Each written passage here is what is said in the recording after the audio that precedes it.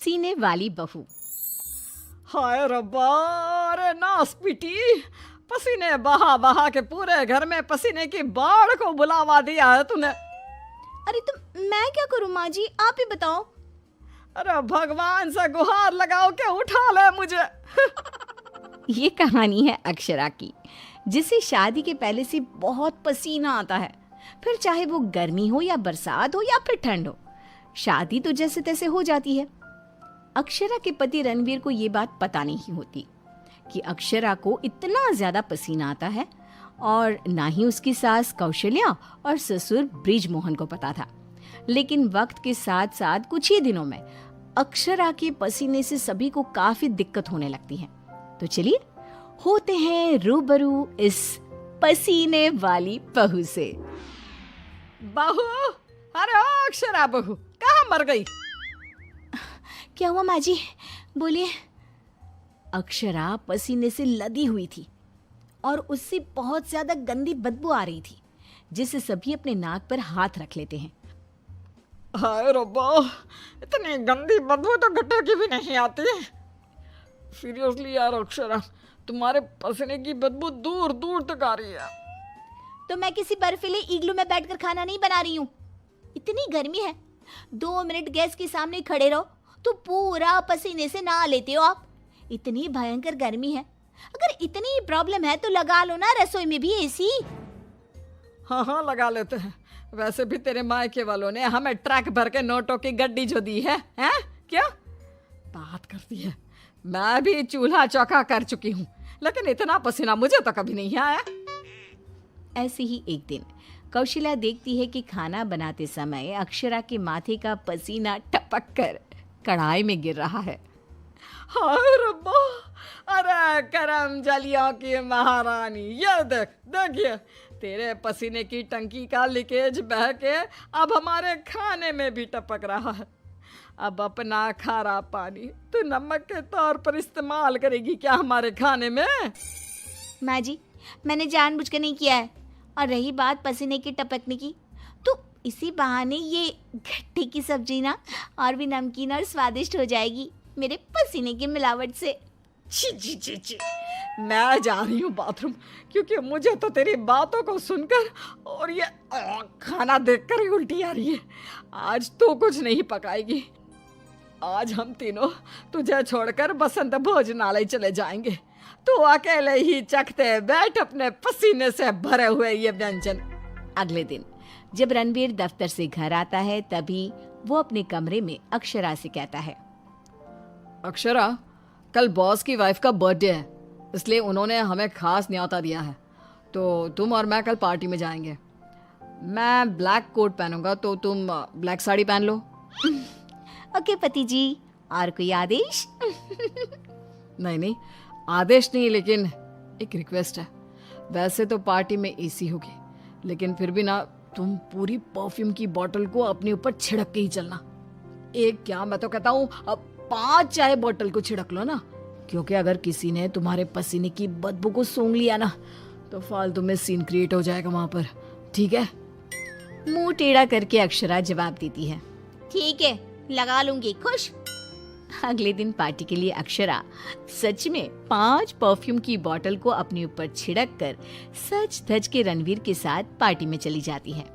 Party में AC थी, इसलिए पहले के 15 से 20 मिनट तो कुछ भी नहीं हुआ, लेकिन उसके बाद से जो अक्षरा को पसीने छूटने शुरू हुए कि बस वो पसीने से भीग कर गीली होती ही जा रही थी, और उसकी बहुत गंदी बदबू भी आने लगी, जिसको सुनकर पार्टी के गेस्ट आपस में बात करने लगे।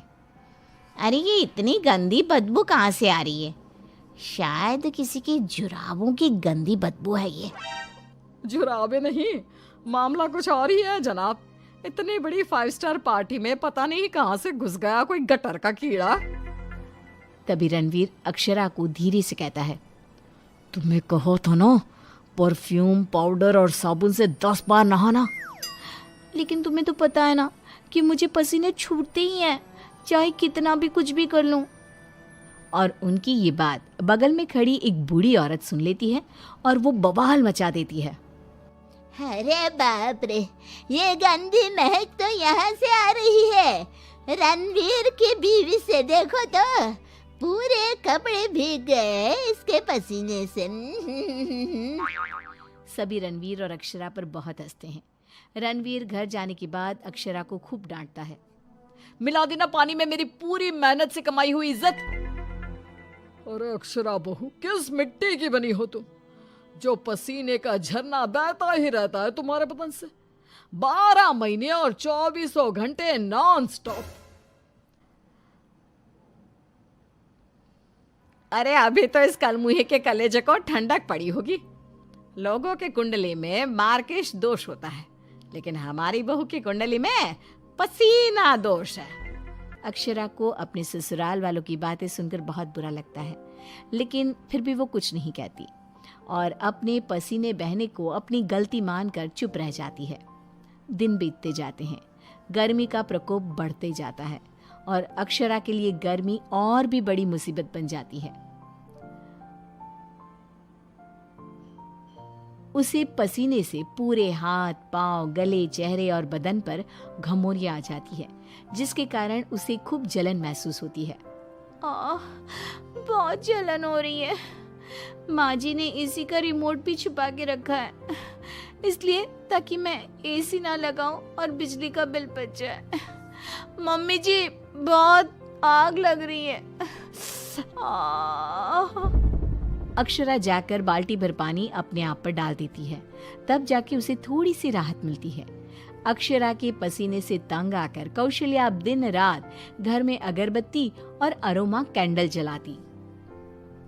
अच्छा हुआ जो रणवीर ने ये खुशबू वाली मोमबत्तियां ला कर दी, इनसे हर जगह अच्छी महक आ रही है। हाँ कौशल्या, बड़ी अच्छी सुगंध है, अगरबत्ती और मोमबत्ती दोनों की भी। लेकिन तभी वहां पर बाजार से सामान लाकर पसीने से लदी हुई अक्षरा आ जाती है और उसके पूरे बदन से बदबू आ रही थी और बाल तो पूरे पसीने से भीग गए थे और फर्श पर पसीने की बूंदें भी टपक रही थी। और ये बदबू इतनी तेज होती है कि मोमबत्ती और अगरबत्ती की महक को फेल कर देती है। हाय रब्बा, आ गई करम जली। इसके बदन के पसीने ने तो इतनी महंगी सुगंध वाली मोमबत्ती और अगरबत्ती के खुशबू के दांत भी खट्टे कर दिए। बाहर इतनी भीषण गर्मी है मम्मी जी, ऐसा लग रहा है मानो हम किसी ओवन में बंद हो गए हो और केक की तरह बेक हो रहे हो। उफ। दिन ब दिन अक्षरा का पसीना दुश्वार कर देता है सबका जीना। कभी वो सोते समय पूरे बेड के साथ साथ साइड में रखे हुए रणवीर की इम्पोर्टेंट फाइल्स को अपने पसीने से भिगा देती, तो कभी वो गर्मी से अपने बालों में हुए जुओं को गलती से खाने में मिला देती। हाय रब्बा, आज तो हद ही हो गई, खाने में जुए। अक्षरा बस बहुत हुआ, अब और नहीं। अब तुम सीधा अपना बैग पैक करो और अपने मायके शिफ्ट हो जाओ। बिल्कुल सही कह रहा है रणवीर, हमें नहीं चाहिए ऐसी पसीने वाली बहू। अक्षरा रोने लगती है और कहती है, ठीक है मैं चली जाती हूँ, फिर कभी इस घर की दहलीज पार नहीं करूंगी, बाय। अक्षरा रोंदी सूरत लिए घर से निकल जाती है। शाम में जब रणवीर अक्षरा के मायके फोन लगाता है, तब उसे पता चलता है कि अक्षरा तो अब तक घर गई ही नहीं। इस बात को सुनकर रणवीर, कौशल्या और ब्रिजमोहन तीनों डर जाते हैं और चिंताग्रस्त हो जाते हैं। हायो रब्बा, अब कहाँ ढूंढे हम अक्षरा बहू को। मुझे एक जगह पता है मम्मी, जब भी अक्षरा का मूड ऑफ होता है तो वो वहीं पर जाकर बैठती है। रणवीर, कौशल्या और ब्रिजमोहन तीनों एक नदी के किनारे जाते हैं, जहां रात के अंधेरे में अक्षरा नदी की साइड की बेंच पर बैठे हुए बिलख बिलख कर रो रही थी। रणवीर तुरंत जाकर अक्षरा के गले लग जाता है और उससे तीनों माफी मांगते हैं। अक्षरा, हमें माफ कर दो, तुम्हें पसीना आना नेचुरल है, लेकिन तुम जानबूझकर नहीं करती हो ये, और हमने तुम्हें गुस्से में क्या क्या नहीं कहा। हाँ अक्षरा बहू, प्लीज माफ कर दे बेटा। तेरे इस पसीने को ना मैं यूं मिनटों में चुटकी बजाकर आयुर्वेदिक और घरेलू उपायों से भगा दूंगी, तू देखना बेटा। हाँ, और अगर उससे भी ना होए तो मेरे पहचान में मेरा एक डॉक्टर दोस्त है, तुम्हारे इस पसीने की तकलीफ का हम सब मिलकर डट कर सामना करेंगे। Thank you. देर से ही सही आप लोगों को मेरा दर्द समझ में तो आया। मैं बहुत लकी हूँ कि मुझे आप जैसे ससुराल वाले मिले। इस तरह ससुराल वाले आयुर्वेदिक उपायों से अक्षरा के पसीने की तकलीफ को मिटा देते हैं और अब उसे मामूली पसीना ही आता है और वो एक सुखी और चैन भरी जिंदगी बिताने लगती है।